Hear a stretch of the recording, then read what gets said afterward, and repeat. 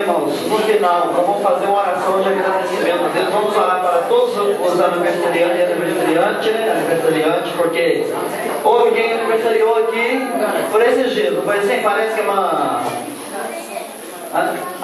Matilde, quem mais? Maísa também? E quem mais? Nilza, Daniel. Tem mais alguém que eu não gosto de contar, né?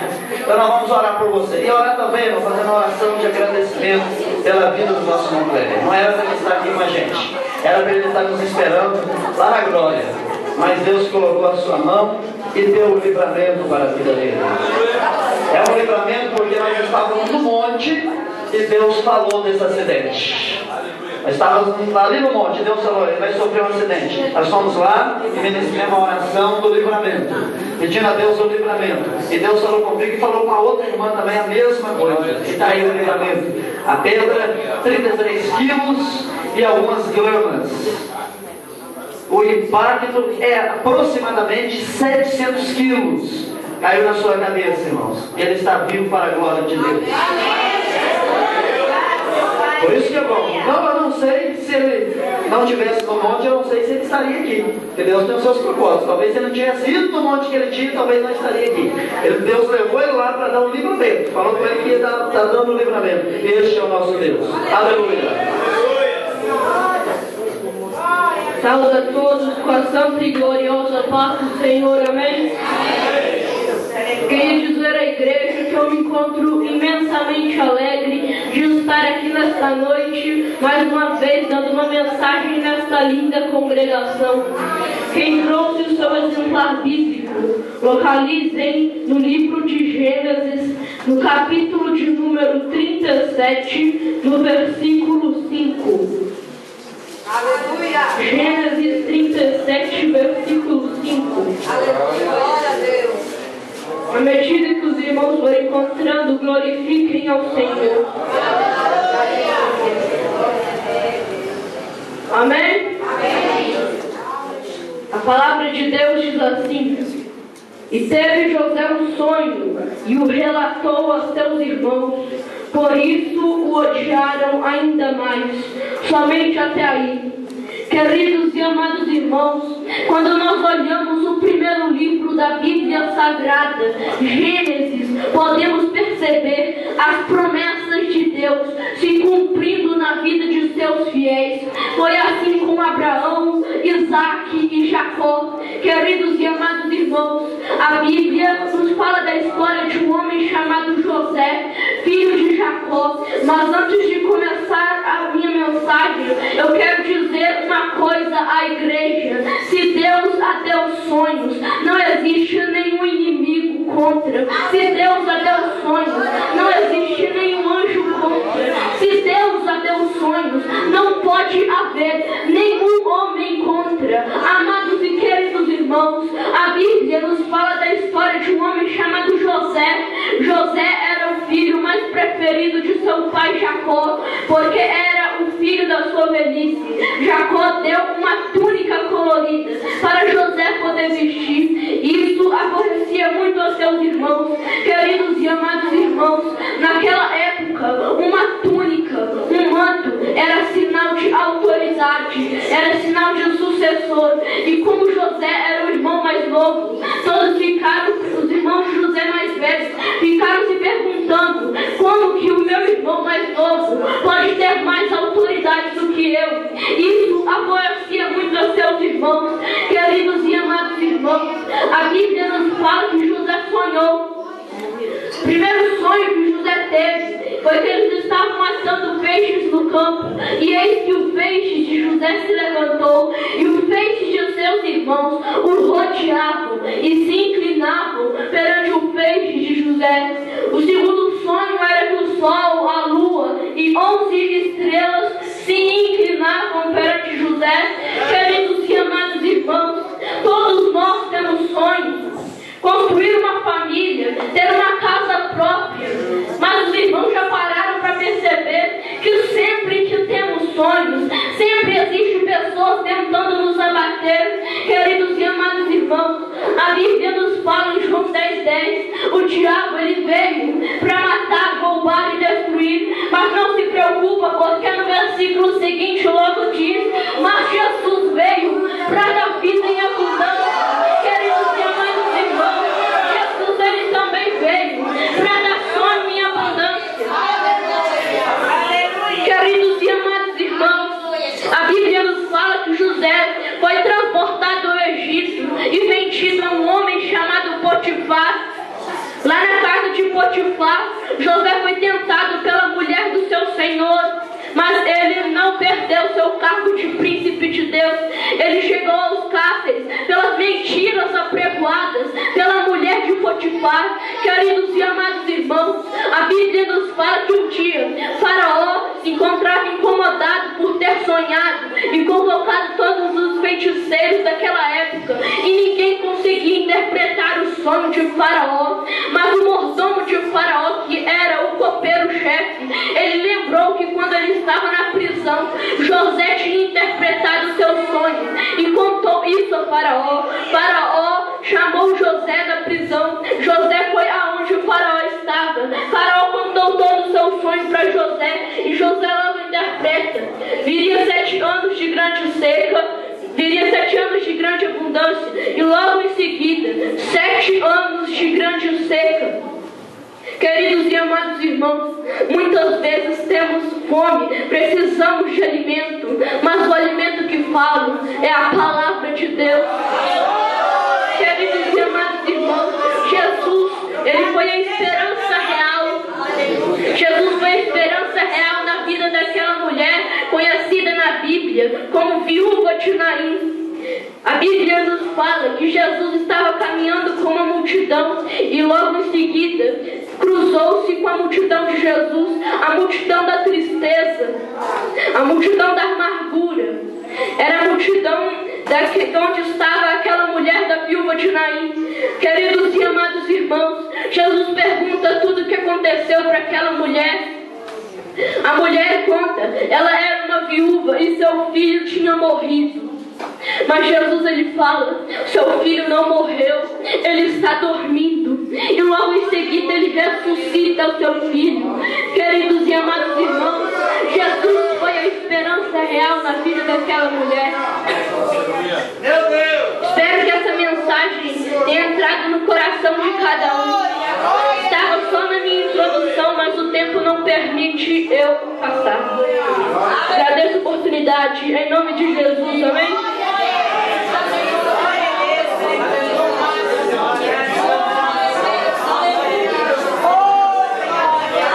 Glórias a Deus. Eu quero cumprimentar a igreja com a paz do Senhor Jesus, amém? Quantos se sentem alegres e felizes com o Senhor, levante a sua mão. Eu também não sou diferente, estou muito feliz, estou muito alegre de estar novamente aqui para, juntamente com os irmãos, louvar e bendizer o nome do Senhor. Amém. Gostaria de primeiramente agradecer a Deus pelo privilégio, pelo dom da vida, pela oportunidade de estar aqui. Aleluia. Quero agradecer também ao irmão Cléber pelo convite, por ter lembrado de nós. Deus é contigo, irmão. Quero agradecer também aos pastores da congregação por terem nos apoiado. Está iniciando agora esse ministério, mas Deus vai abençoar em nome de Jesus. Hoje estamos comemorando o aniversário do irmão, mas a glória é toda do nosso Senhor e Salvador Jesus Cristo. E sem perda de tempo, que a obra não nos espera, gostaria que a igreja se colocasse de pé e abrissem Atos dos Apóstolos, capítulo de número 16, versículos 25 e 26. Atos dos Apóstolos, capítulo de número 16,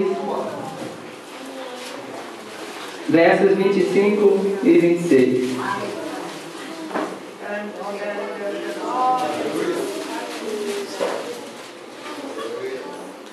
Perto da meia-noite, Paulo e Silas oravam e cantavam hinos a Deus, e os outros presos os escutavam. E de repente, sobreveio um tão grande terremoto, que os alicerces do cárcere se moveram, e logo se abriram todas as portas e foram soltas as prisões de todos. Perto da meia-noite, Paulo e Silas oravam e cantavam hinos a Deus, e os outros presos os escutavam. E, de repente, sobreveio um tão grande terremoto, que os alicerces do cárcere se moveram, e logo se abriram todas as portas e foram soltas as prisões de todos. Podemos assentar em nome de Jesus. Queridos e amados irmãos, quando nós analisamos para o texto presente em Atos dos Apóstolos, capítulo de número 16, os versículos de 25 e 26, nós vemos aqui dois homens separados, dois homens ungidos, dois homens escolhidos por Deus para fazer a obra missionária. A Bíblia nos conta que eram Silas e Paulo. Mas quando nós vamos analisar a história de Paulo, nós vemos que a história de Paulo é muito interessante. A história de Paulo é muito intrigante, porque Paulo nem sempre servia ao Senhor. Paulo nem sempre acreditava que Cristo era o Messias, mas muito pelo contrário. A Bíblia nos conta que Paulo tinha todo o poder e autoridade para mandar caçar, para mandar prender todos aqueles que invocassem o nome do Senhor. E quando nós estamos em Atos do capítulo 9, nós vemos que Paulo então reúne alguns homens, separa alguns cavalos e com mandado de busca e apreensão parte em direção a Damasco. Porém, a caminho de Damasco aconteceu algo que Paulo não previa. A caminho de Damasco aconteceu algo que Paulo não poderia esperar. Acontece que quando Paulo já estava chegando nas portas de Damasco, Paulo escuta uma voz. E esta voz dizia para Paulo: Ei Paulo, por que me persegues? E então Paulo responde: Quem és tu? E então a voz responde: Sou o Cristo, aquele a quem tu persegues. E então Paulo responde: Que queres que eu te faça? E então Jesus responde: Entra na cidade de Damasco e eu lhe direi o que vai acontecer. A Bíblia nos conta que naquele exato momento Paulo perde a sua visão. Paulo fica cego. Paulo não consegue enxergar mais nada. E agora aqueles homens que estavam acompanhando Paulo são obrigados a ajudá-lo a entrar na cidade de Damasco, porque ele não poderia mais fazer isso sozinho. E agora Paulo entra na cidade de Damasco e ali fica por 3 dias. 3 dias orando e jejuando, orando e jejuando. 3 dias sem comer e sem beber. E você sabe por quê, pastor? Que ele estava 3 dias sem comer e sem beber? Porque ele sabia que não há vitória sem sacrifício. Não há vitória sem sacrifício. Tem muita gente que quer a bênção, mas não quer orar. Tem muita gente que quer a vitória, mas não quer vir para a igreja, não quer jejuar. Mas eu estou te falando, tudo aquilo que vem fácil, também volta fácil. Mas aquilo que vem com sacrifício, fica. E a Bíblia nos conta que Paulo então fica 3 dias em jejum e oração, até que a voz de Jesus chega aos ouvidos de Ananias. E Ananias chega, e Jesus chega para Ananias e fala: Ananias. Sim, Senhor. Ananias vai a uma rua chamada Direita. Nesta rua chamada Direita há um morador por nome de Judas. Na casa de Judas tem um homem chamado Paulo. E Paulo, ele é de Tarso. A Bíblia nos conta que Ananias, naquele momento, ele se surpreende com o pedido feito por Jesus. Porque Ananias sabia as coisas que Paulo tinha feito com aquelas pessoas que tinham invocado o seu nome. Mas mesmo assim, Ananias vai e cumpre o que Jesus pediu. Chega a uma rua chamada Direita, encontra um morador chamado Judas. Na casa de Judas ele encontra Paulo. E quando Ananias encontra Paulo, Ananias fala: Irmão Paulo, o homem que apareceu a você a caminho de Damasco foi o mesmo que apareceu a mim e mandou que eu viesse aqui lhe devolver a sua visão. Irmão Paulo, o mesmo homem que apareceu a você a caminho de Damasco também apareceu a mim e mandou que eu viesse aqui e devolver a sua visão.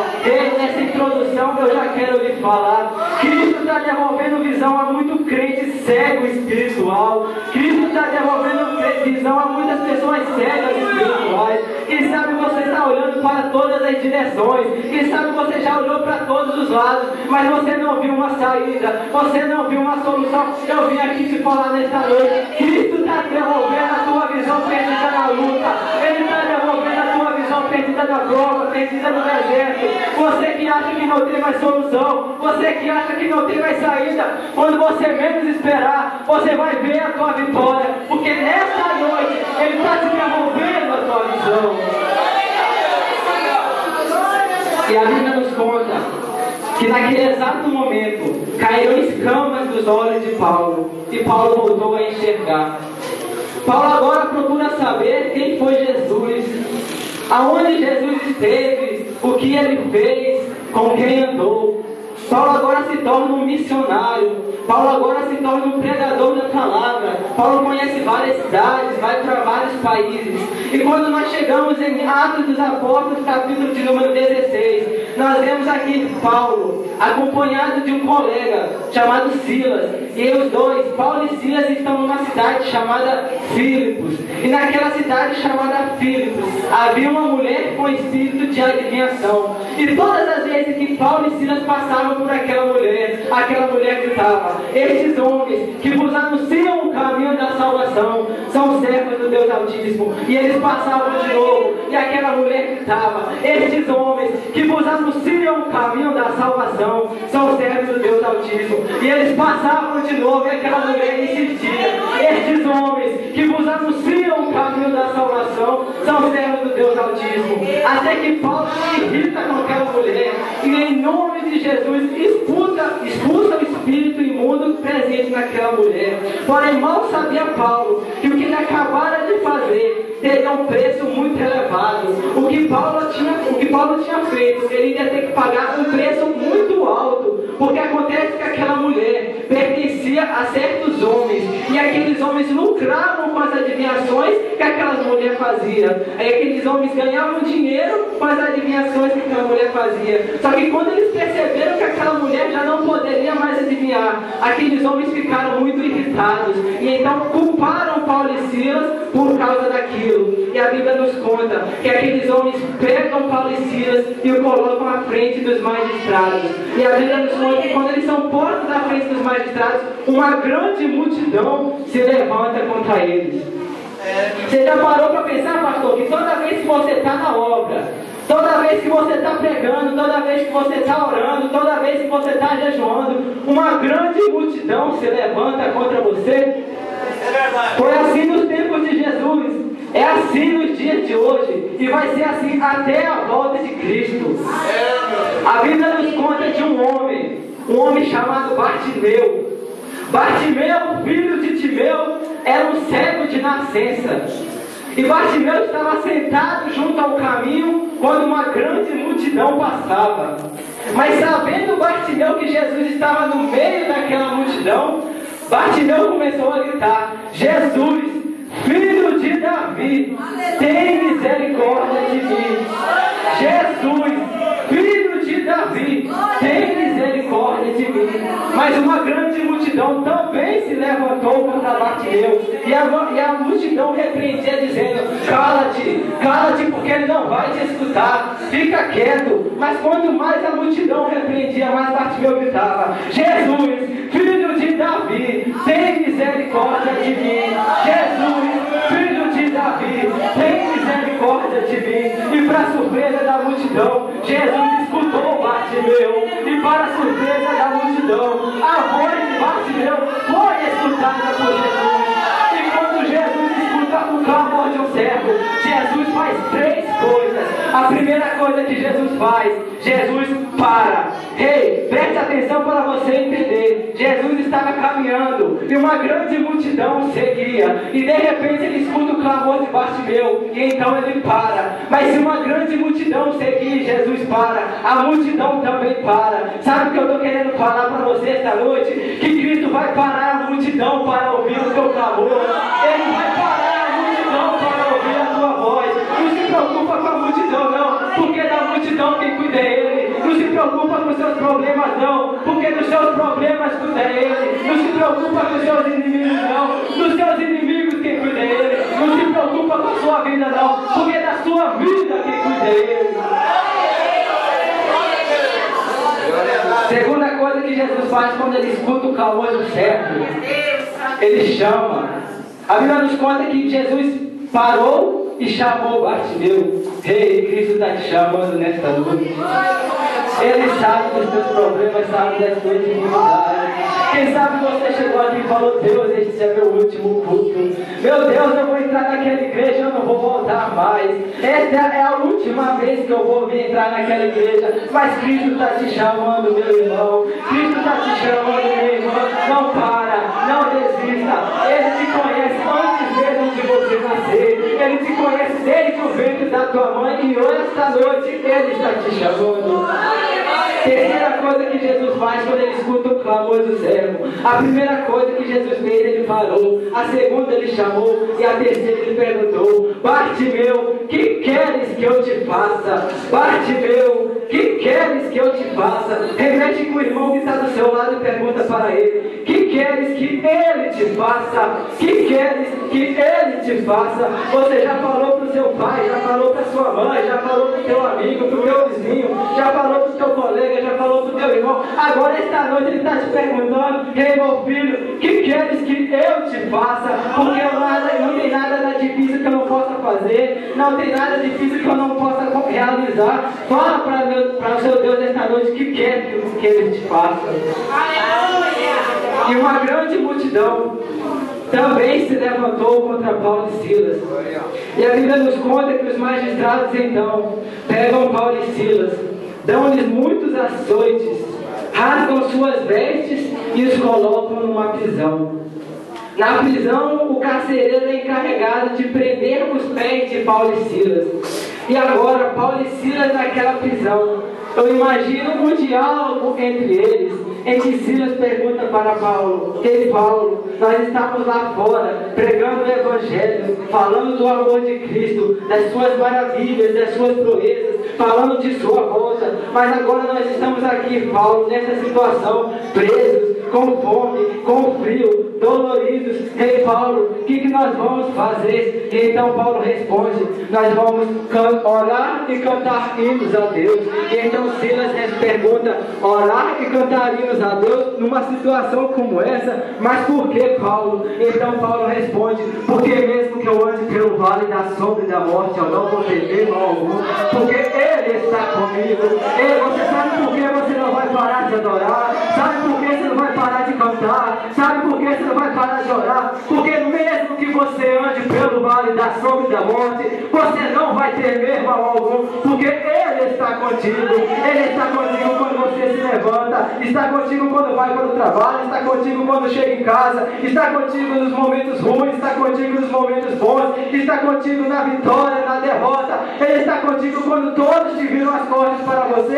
Ele está contigo. E a Bíblia nos conta que Paulo e Silas então começam a cantar e a orar hinos a Deus.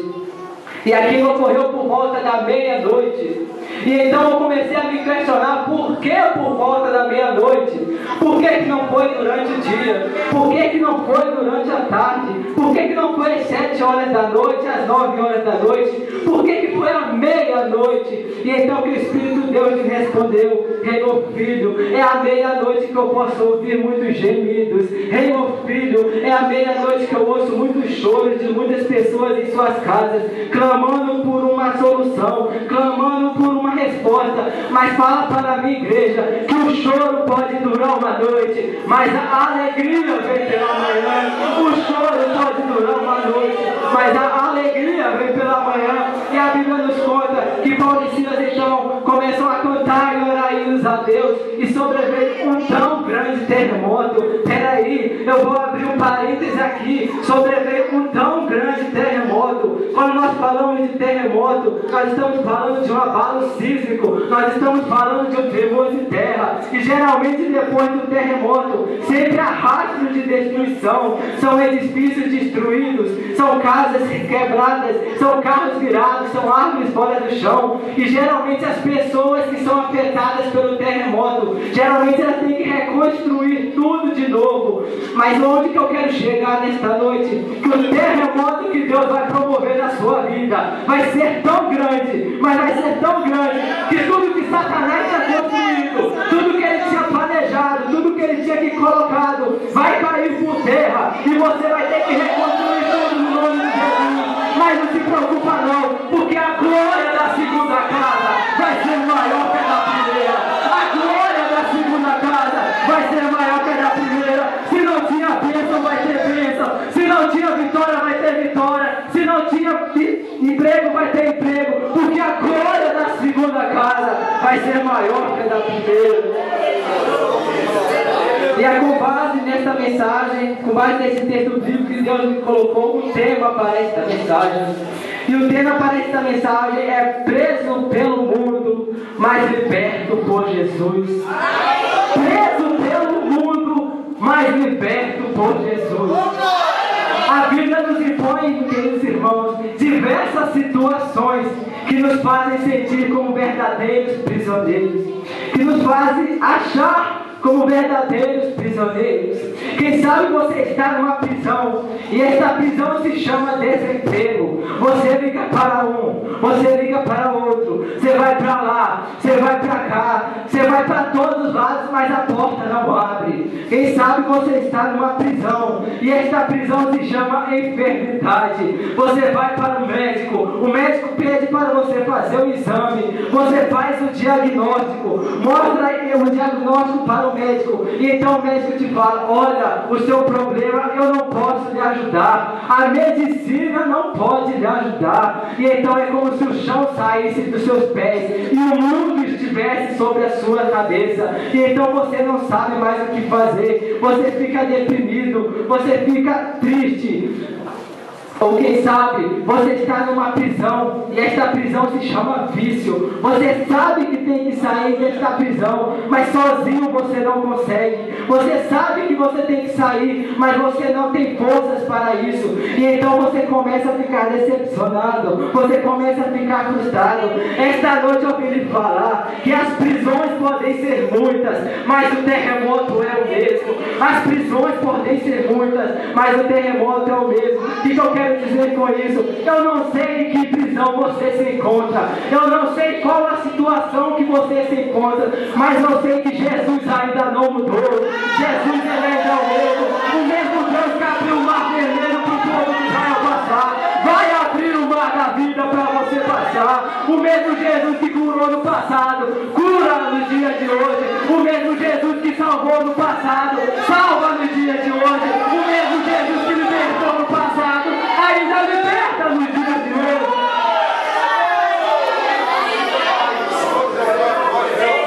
A Bíblia nos conta de um homem, a Bíblia nos informa que ele é reconhecido como endemoniado de Gadareno. Ele não tinha um nome, e é por isso que nós podemos dizer que aquele homem não tinha identidade. E além de não ter identidade, aquele homem também não tinha um rumo, ele não tinha um propósito. Porque a única função que aquele homem tinha era de atormentar a vida de todos aqueles que estavam ao redor dele. Porque aquele homem estava preso por Satanás, aquele homem tinha vários demônios dentro dele. Então aquele homem não tinha nem identidade e nem rumo. Só que acontece que no mesmo local que estava aquele endemoniado, também tinha um outro homem por nome de Jesus. E aonde Jesus está, algo diferente acontece. Aonde Jesus está, algo novo acontece. E aquele homem que não tinha identidade passou a ter identidade. Aquele homem que não tinha rumo passou a ter um rumo. E ao mesmo Jesus que estava lá também está aqui. E você que acha que não tem uma identidade, Cristo está te dando uma identidade nesta noite. Você vai ser chamado de filho de Deus. Satanás, quando olhar para você, vai falar: eu não posso com ele, eu não posso com ela, porque ele é filho de Deus. E você que acha que não tem um rumo, você que acha que não tem uma solução, que não tem mais uma saída, Jesus fala: eu sou o caminho, a verdade e a vida. Ei, meu irmão, continua neste caminho, continua nessa estrada que é Jesus. Não olha para o lado, não olha para trás, mas olha para frente, olha para cima, deixando todo o embaraço, olhando para Jesus, autor e consumador da tua fé. Eu já estou finalizando e peço aos irmãos que se coloquem de pé em nome de Jesus. Mas quem sabe as dificuldades da vida são tão grandes, as dificuldades da vida são muito intensas, e você chega e fala: meu Deus, eu não vou conseguir.